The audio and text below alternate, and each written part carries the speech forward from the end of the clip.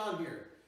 Today I want to talk to you about structure of the arms, length of backswing, how this all kind of ties into consistency of strike, and really a number of other things. So I've got a quick drill here for you today that's going to involve, I've got a little training aid here, the Tour Striker Smart Ball, which is made by Martin Chuck. He's a great instructor in the Phoenix area, but you can really use any small ball here.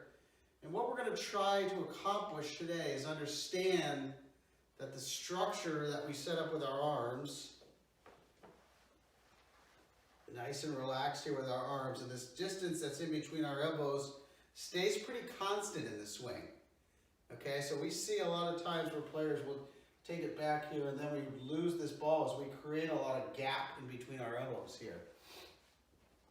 You know, we may also see that going this way, where a player creates a lot of gap in the follow through. So we want to keep that structure of the arms. It's going to help us stay connected, keep the arms connected to the body as we're turning through. I love this drill for pitch shots, chip shots, but even full swing into the backswing. It really helps us understand the structure of our arms. So what we do is we have a small ball like this. If you have the Tour Striker Smart Ball, that's great, but any small ball, like I said, would work. Go ahead and set up. Think about a couple things as we're setting up here. What we often see too much with the right arm is players are locked out, meaning there are zero bend in that right arm. I want that right arm to be soft. You're going to have some bend in that right arm. And the left arm also is going to be relaxed.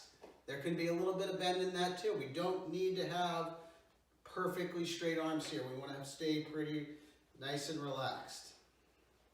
Now as we take it back, we're really going to focus on this right arm's going to bend, and we're going to keep the structure of our elbows together, and we'll get it up to the backswing. Doing this way. And again, this would be a great way to hit some pitches, chips, and a lot of little shots. But again, doing some slow motion. If you can do this work in a mirror, you'll start to get the feel for it. Let me go ahead and just hit a couple here, just a couple of pitch shots for you. Again, I'm just going to feel the structure of the arms, really feeling like my arms and trunk are staying, working together here. Okay, so the second part of this is really controlling the length of our swing, and the right arm is really critical in this. As we talked about in the setup, we see a lot of players get locked out really, really straight and stiff with their right arm.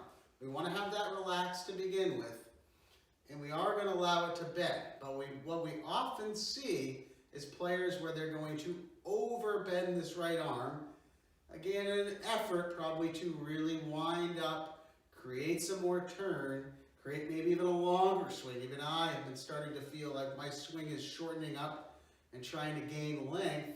But we don't want to do it by losing the structure of our swing, right? And the structure of our arms. So what we might see is a player that really breaks down and this arm really, really overbends. That's about as much as I can bend it. And that brings the width of this arm in too. So the left arm's going to kind of fold up. And now we've got what really looks like a really long swing. But I'm not in a very powerful position, right? So my timing is off right here. I've had to kind of shift my mass into my right side, and I'm still there. And I'm not prepared and ready for that downswing that we know is only going to take 0.2 to 0.3 seconds. So we want to feel, we talked about this a little bit in the driver swing video, that we're going to keep some width in this arm. It certainly is going to bend, but we don't want it bending 120 degrees. Right? We don't want it bending any more than, we really want it to be bent less than 90 degrees. So from here, now we're in a good position. So once we stop turning, we don't want those arms to continue to move on. That's just all kind of extra run on and really, really prevents our timing. As remember, we're in that race for time to get into a good impact position. Try these couple things. Hope to see you all soon.